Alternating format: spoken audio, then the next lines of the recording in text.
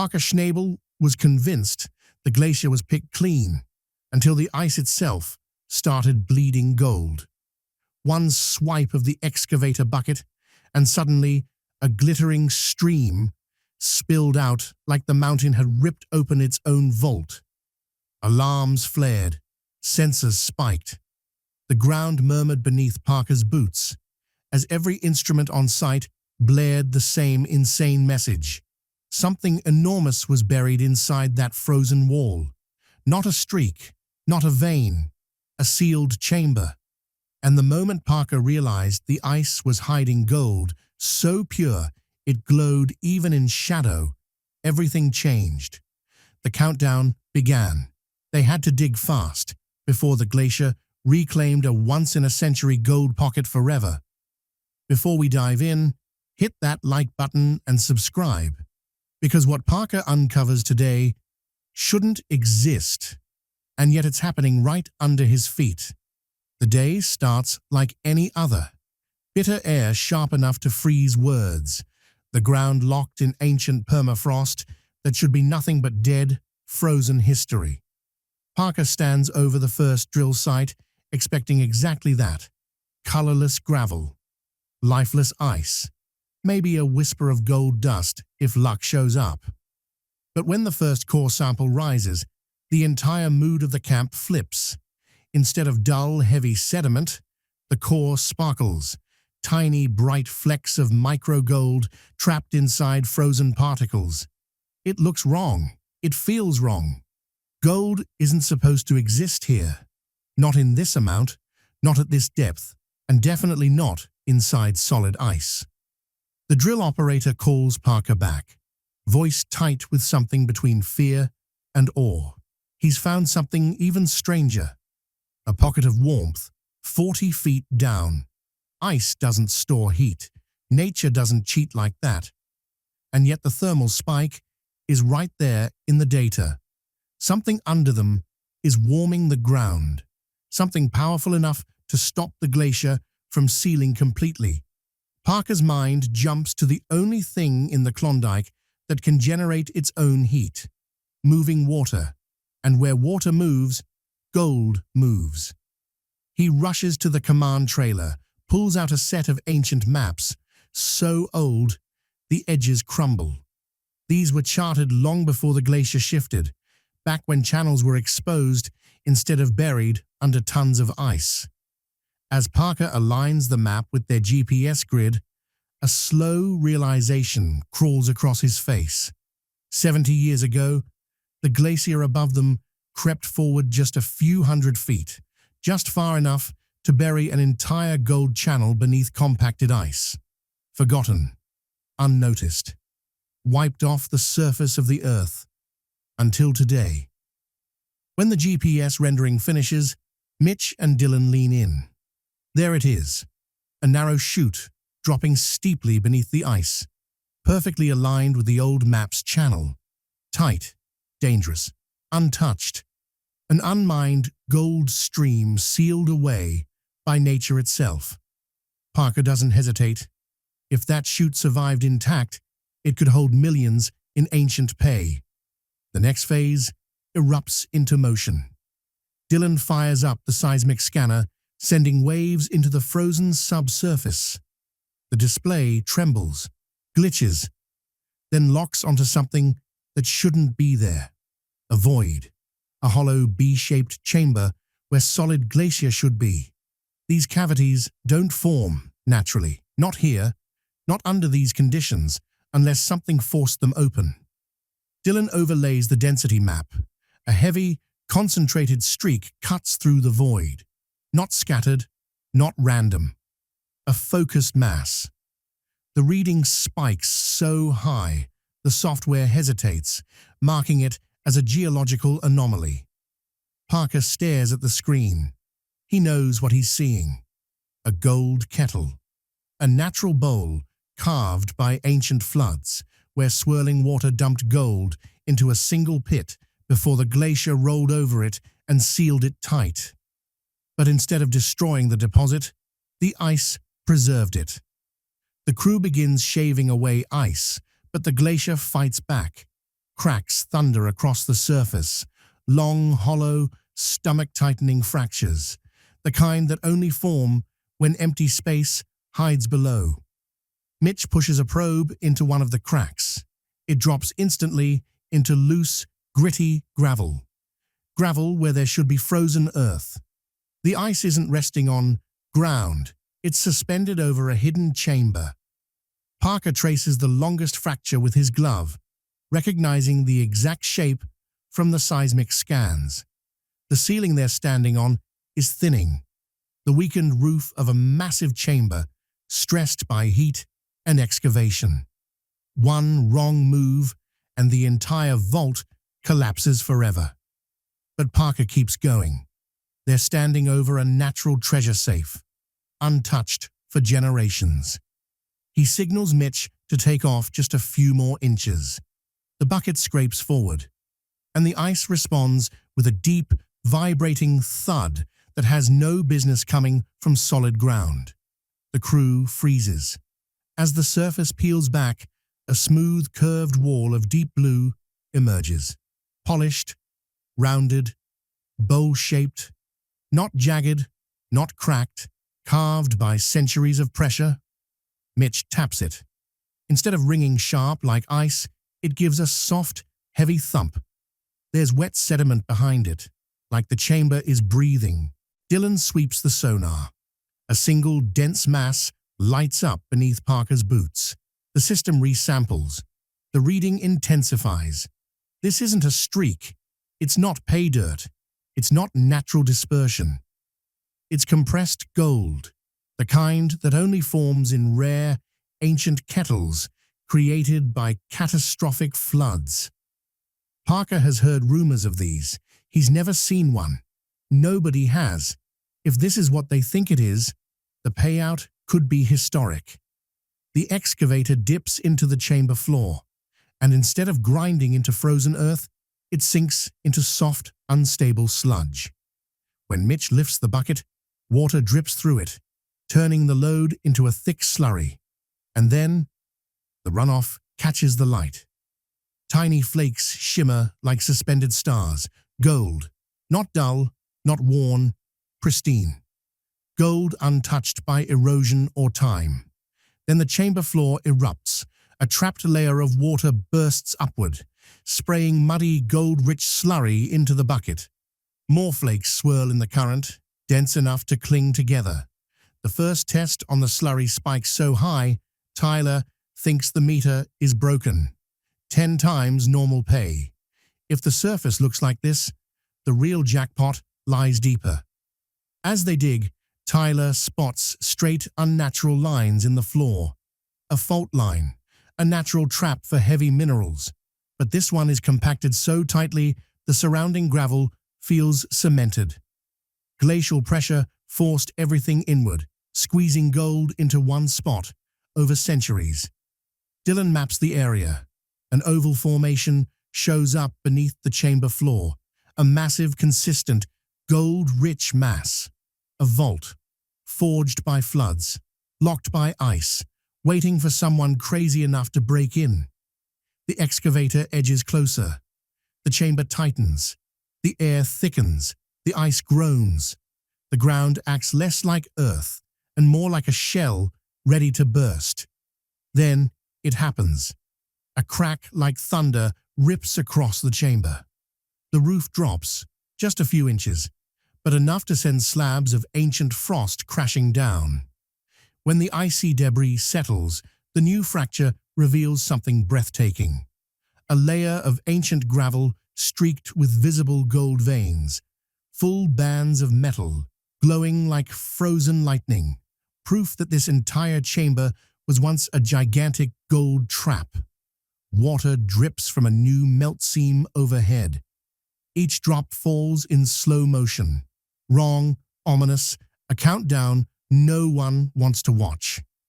Tyler traces the drip with his eyes. It's coming from an active melt channel directly above the densest gold readings. Heat is moving. Ice is thinning. Pressure is shifting too fast. If the ceiling goes, the vault collapses and the crew goes with it. Parker steps carefully onto the gold-laced gravel. The decision sits heavy in his chest. Back out now, and nature seals the chamber for another 100 years. Push forward, and they chase the richest gold readings they've ever seen, but risk the glacier burying everything, including them. Parker pauses just long enough to read the melt line, its angle, its rhythm, the way the ice trembles like a muscle at the breaking point. Then he commits. Keep digging. Go fast. Take everything before the glacier finishes the job. The excavator inches forward, cutting deeper into the bowl where the scans show the pocket tightening. On the third sweep, the bucket slams to a dead halt. The whole machine jolts like it's hit a buried anchor. The sound isn't right. Not gravel, not permafrost. A low, muted, metallic thud. Something solid, something massive. Mitch reverses and tries again. Same hit, same stop, same impossible noise. They start clearing the slush by hand until the buried shape reveals itself. A giant, boulder-sized mass locked inside cloudy ice. Parker crouches beside it and wipes the frost away. Quartz. Thick, branching veins run through the stone like lightning frozen mid-strike. Quartz like this doesn't show up at random. It's the bedrock that hosts gold, nature's vault where precious metal cools and crystallizes deep underground. Tyler taps it with his hammer.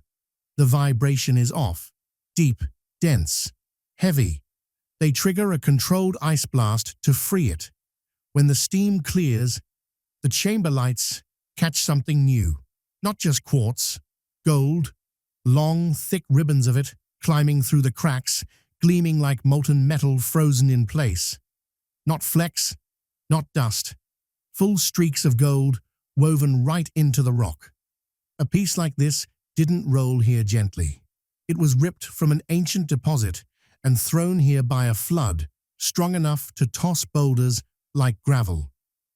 But Parker barely has time to admire it. He orders the machine deeper. If a single boulder holds that much gold, the real prize is hiding underneath. The excavator digs beneath the quartz, and another layer emerges. Dark, dense, almost black. Tyler jumps down and grabs a handful. It's heavy, far too heavy. The black color comes from extreme mineral compaction, the kind that happens when thousands of tons of pressure squeeze sediment into a dense sheet. He tests it right there. The meter doesn't spike. It erupts. The gold concentration is off the charts, far higher than anything the Klondike normally gives.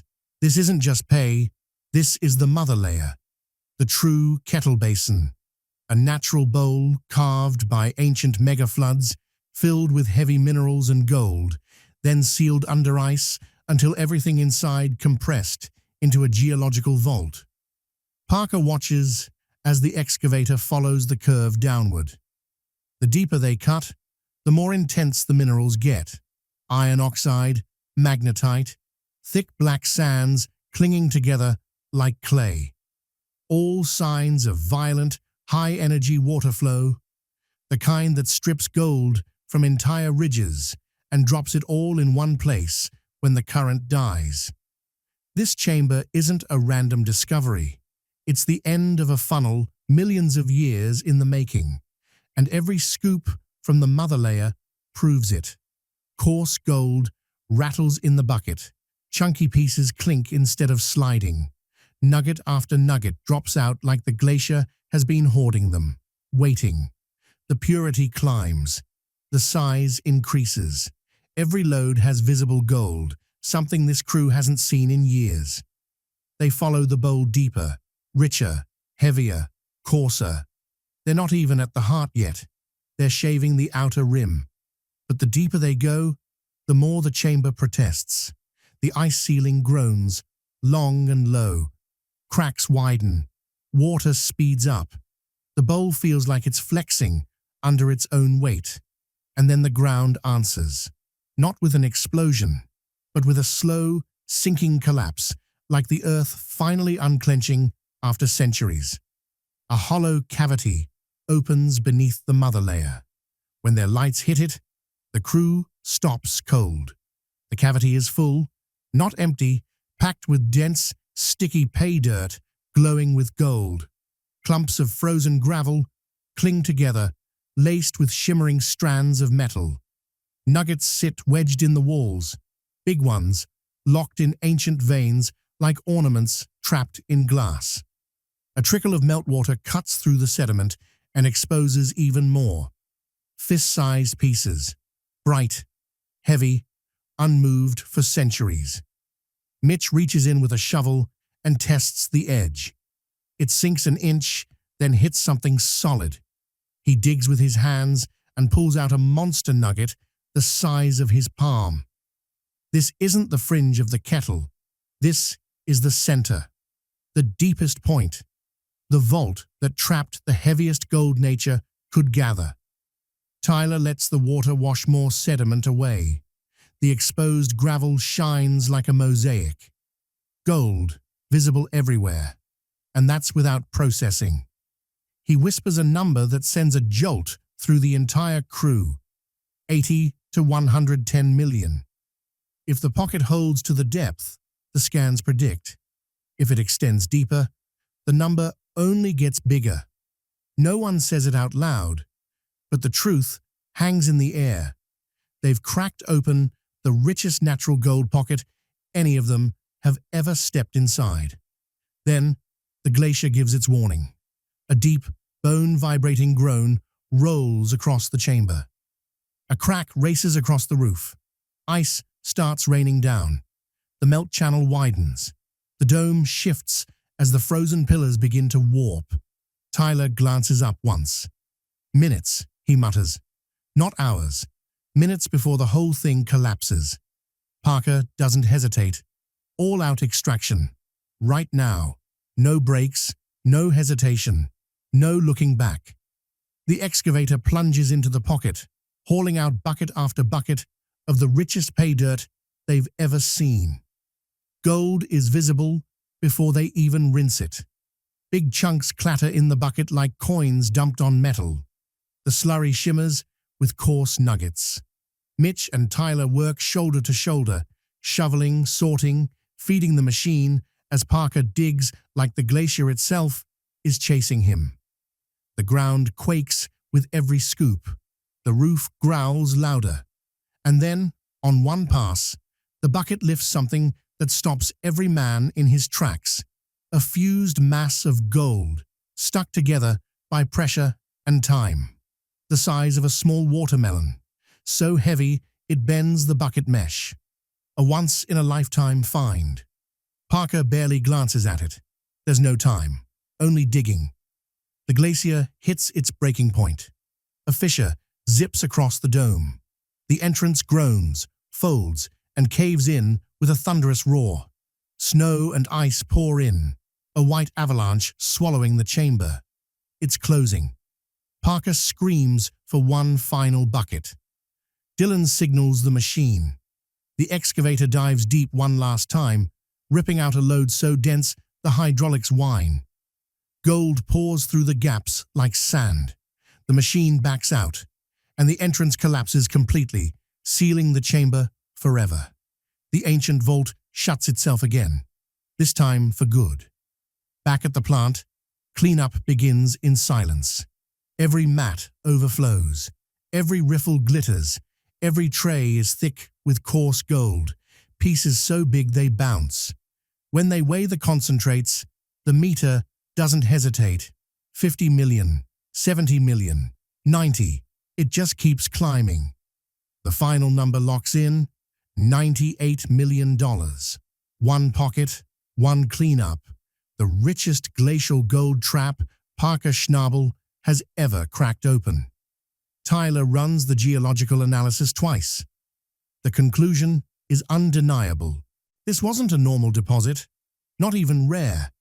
It was a once-in-a-century kettle, born from catastrophic floods, flash-frozen, buried by shifting ice, and compressed into a natural vault. The glacier didn't destroy the gold. It protected it, guarded it, preserved it, until now. Parker stands over the final tray, staring at piles of coarse gold like a dragon's hoard, and understands exactly what they uncovered. Not just a payout, a sealed chapter of Earth's history, a frozen vault untouched by time. And for the first time in his career, he knows this wasn't luck.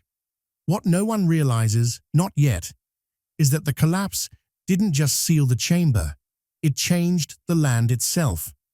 When the glacier fell inward, the weight shifted, cracking open a new vent deeper under the ice.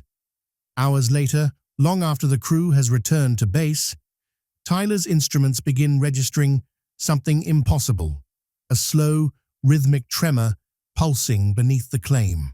Not violent, not dangerous, but directed, as if something heavy is settling, rearranging, unlocking.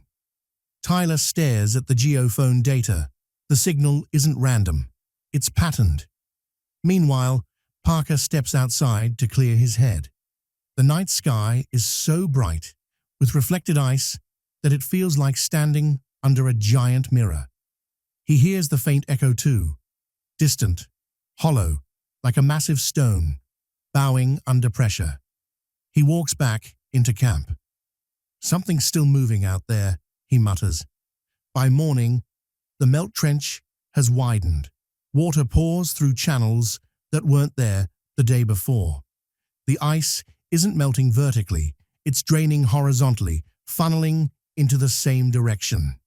The fault line beneath the kettle. Mitch grabs the drone. He lifts it over the site and follows the streaming water. What the camera shows freezes him. A crack, perfectly straight, runs across the upper glacial back wall, splitting into two branches shaped like a natural doorway. Snow pours through it like sand through an hourglass. Tyler rushes over. That wasn't here yesterday. The three men stare at the screen. Nature is opening another chamber, but this one is deeper, darker, buried at a level no scan had detected before. Parker's heart rate spikes. If the first pocket held nearly 100 million in gold, what would an even older chamber hold? The team gears up. They load lights, ropes, compact scanners, and safety gear. Tyler's voice cracks. This isn't a pocket. This is where the system began. And that machine is still down there, still working, still growing, still locked beneath ancient ice, waiting for the next window to open.